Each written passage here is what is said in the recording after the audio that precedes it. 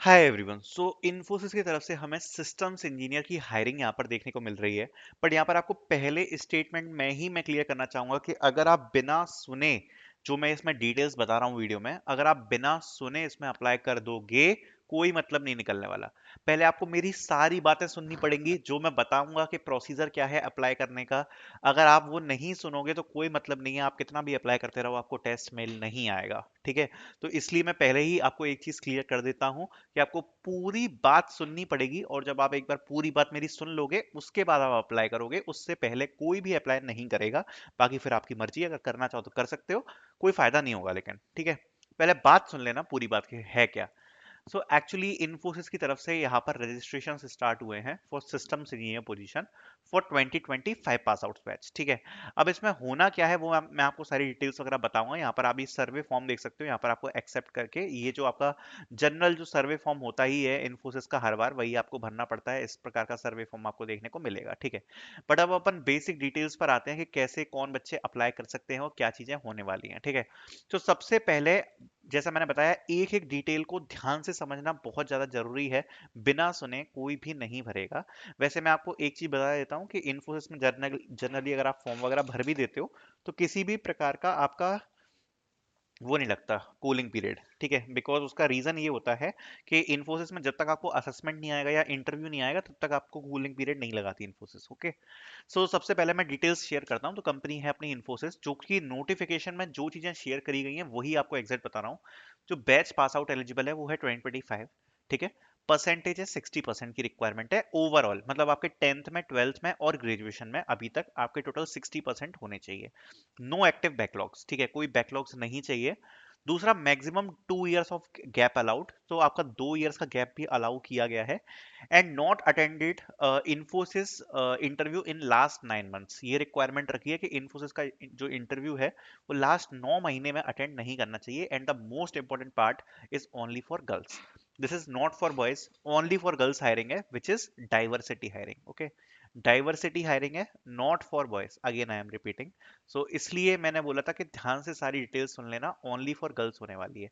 अब ये जो ओनली फॉर गर्ल्स है उसका भी क्या सिचुएशन होने वाला है वो मैं आपको समझाने वाला हूँ। ठीक है, तो ये तो आपने सारी डिटेल्स देख ली। अब जितने भी फीमेल कैंडिडेट्स हैं जो इस वीडियो को देख रही हैं, उनको इसमें क्या अप्लाई करना है या नहीं करना, उसकी भी मैं डिटेल आपके साथ शेयर करता हूँ। तो आपको करना क्या है एक्चुअली में, जो लास्ट ईयर एसपी की हायरिंग स्टार्ट हुई थी ना, तो उसकी भी सेम ऐसी ही लिंक थी। बट एक्चुअली कुछ बच्चों ने अपने टीपीओ से पूछकर अप्लाई किया था, and they said yes you can apply, and then they applied and they got the test mail. Okay, and उनका सिलेक्शन भी हुआ है। एक बच्चे का हमने इंटरव्यू लेकर अपने चैनल पर डाला भी था।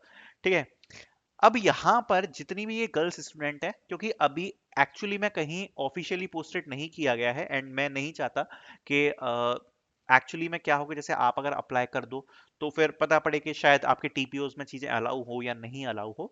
That's why I am saying this, because अभी कंफर्मेशन नहीं है इस चीज पर। अगर कंफर्मेशन मिलेगी तो मैं आपको आगे बता दूंगा। That's why I am asking you one thing to do before applying, that please ask your TPO that if you are eligible to participate in this, and especially अगर आपके कॉलेज में इन्फोसिस फ्यूचर में आ रही है, then do not apply। अगर आपके college में specially आ रही है ना Infosys, then do not apply, I would suggest। ठीक है, so it totally depends upon your decision। जैसा मैंने बताया है, please ask your TPO if you are eligible to participate, and अगर फ्यूचर में अगर आ रही है Infosys only for particularly your college, then do not apply। अगर ऐसा सिचुएशन है कि आप ऐसे कॉलेज से बिलोंग करते हो जिसमें आपको पता है कि कंपनी आएगी ही नहीं, then you can definitely try, क्योंकि फिर तो आपको लॉस करने के लिए कुछ है ही नहीं। तो अगर आपकी ऐसी सिचुएशन है कि फ्यूचर में नहीं आ रही है इन्फोसिस आपके कॉलेज में पार्टिसिपेट करने के लिए, then you can apply for 2025 batch. Okay, now talking about the selection process which they have mentioned is online assessment in which they will be asking you aptitude, verbal, reasoning, pseudo code and essay writing. ये सारी चीजें आपसे यहाँ पर पूछी जाएंगी। Okay, so now I think सारी details जो है वो मैंने आपके साथ शेयर करी हैं। और अगर आपने मेरी बात सुनी है और अगर आप मेरे स्टेप फॉलो करते हो तो कोई आपको प्रॉब्लम नहीं होगी, और अगर नहीं करते हो तो फिर वो आपकी जिम्मेदारी है। जो मैंने बोला है वो आपको आई थिंक ध्यान से सुनना चाहिए। वैसे कूलिंग पीरियड का चक्कर पड़ता नहीं है इसमें, ये भी मैं आपको एक चीज बता रहा हूँ, जब तक आपको असेसमेंट नहीं आता या फिर जब तक आपको इंटरव्यू नहीं आता। ठीक है, तो ये फॉर्म की लिंक आपको मिल जाएगी नीचे डिस्क्रिप्शन में, मैं आपको प्रोवाइड करा दूंगा। Just ask your TPO first. ठीक है, एक बार कंफर्मेशन ले लो अपने टीपीओ के साथ। और ये मैंने लिंक इसलिए शेयर कर दी है मैं ये नहीं चाहता कि वो बच्चे इसमें पार्टिसिपेट करने से मिस हो जाएं, जो एक्चुअली इसमें पार्टिसिपेट कर सकते हैं, लाइक 2025 के जो फीमेल कैंडिडेट्स हैं, एंड उनको अपॉर्चुनिटी नहीं मिल पाए सपोज, एंड देन बाद में टेस्ट वगैरह आ जाए तो हमें बुरा लगता है। Okay, so then you can try to apply this. Okay, then we have a next opportunity जिसके बारे में बात कर लेते हैं, that is from Barrel systems hiring for graduate engineer, so you can definitely try to apply in this. इसमें B tech M E M tech in computer science और I T M C A with minimum 60% की requirement रखी है। Then we have a opportunity from Nutra Way, they are hiring for internship S D position. S D intern की position है, apply for job, आपको अपना resume upload करना है, basic details आप यहाँ पे अपनी सारी की सारी भर सकते हो। सारी डिटेल्स भर के you can submit this form, Nutra Way company की तरफ से एस डी की इंटर्नशिप है। Then we have a good opportunity from programmers dot IO, इससे रिवर्ट आने के हाई चांसेस है, एंड इसमें आप अप्लाई कर सकते हो। प्रोग्रामर्स डॉट आईओ कंपनी का नाम है, उनकी तरफ से एप्लीकेशन फॉर्म है कंपनी के, आप ऑफिशियल पेज पर भी जा सकते हो, ये कंपनी है आपकी, एंड पहले ये रिवर्ट्स वगैरह भेजती रही है, that's why it is important to apply. Basic requirements आप यहाँ पर अपनी फिल कर सकते हो, and then you can submit the form, ठीक है। Then we have a next opportunity from Wipro. They are hiring for developer position, so you can try to apply developer की position यहाँ पर रहने वाली है. Then we have a next opportunity from S&P Global hiring for AI engineer, so you can definitely try to apply in this. Education में bachelor's और master's degree in computer science, artificial intelligence, machine learning और related field रहेगा. बाकी की requirements आप यहाँ पे सारी की सारी पढ़ सकते हो.